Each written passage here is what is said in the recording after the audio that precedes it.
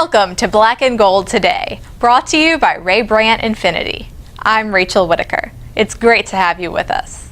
Before the Saints host the Bengals, let's talk NFC South with Jenna Laine at Sports Talk Florida and Fox Sports 1. Jenna, nice to see you again. Great to see you too, Rachel. Well, again, the NFC South is extremely underwhelming. You see, the Saints cling to a lead at 4-5, and the Panthers got demolished Monday in Philly. Then Atlanta at 3-6, and the Bucks at 1-8. And you know, this really completely took me by surprise. Jenna, how about you? A little bit, I think, just because especially Carolina, the fact that they're coming off a 12-win season and, you know, that they went deep in the playoffs, you think they would be a much better team. And also, too, even New Orleans, you know, granted, they've had their share of struggles. I know defensively they've had some turnover there, but you still expected them to be a better ball club as long as they've had Drew Brees. And so some of his struggles as well have been a little bit surprising. Not as much for the Bucks. I think a lot of people had expectations of them possibly being like this year's Kansas City Chiefs, but we've just seen, you know, so much turnover with you know, coaching, with the, you know, staff members in the front office. This team just really, and not just that, but because they've had a losing culture in there for so long, they just have to find a way to win, and they've kind of forgotten how to do that because it's been so long for this organization.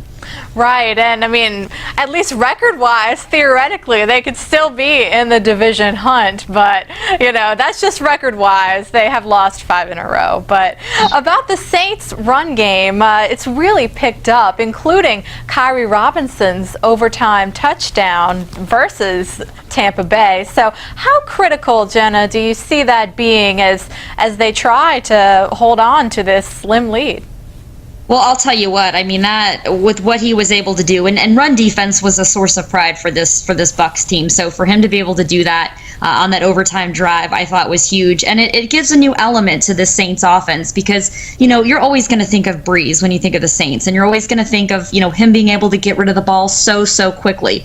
And you're also always going to think of him and his ability to sell play action. I know I've talked to the linebackers here in Tampa, and that's, you know, this is a guy that gives them fits when doing that. Well, you know, a quarterback who likes to use play action a lot, his best friend is going to be a run game. And we haven't always seen that with the Saints. And so for them to be able to have Kyrie Robinson having the success that he's had, I think it's huge. And you had mentioned earlier before we even got on air, you know, that Brees has turned the ball over. So the fact that, you know, you're having this new element on the offense, I think also takes the pressure off of him too. Right. The Saints hoping to get Kyrie and Pierre Thomas back. They've actually missed the past couple games, and Mark Ingram has had his opportunity and really seized it. He's rushed for over 100 yards in 3 straight games. So again, you made a great point. The more successful they are on the ground, the more they can sell that play action. As up next, they have Cincinnati. Well, Jenna, thank you so much. Appreciate it. Absolutely. Thanks, Rachel. And up next, we've got Saints Trivia. Stay tuned. Designing luxury with children in mind could be a little excessive, but we found the perfect balance with the Infinity QX60, featuring effortless third-row access.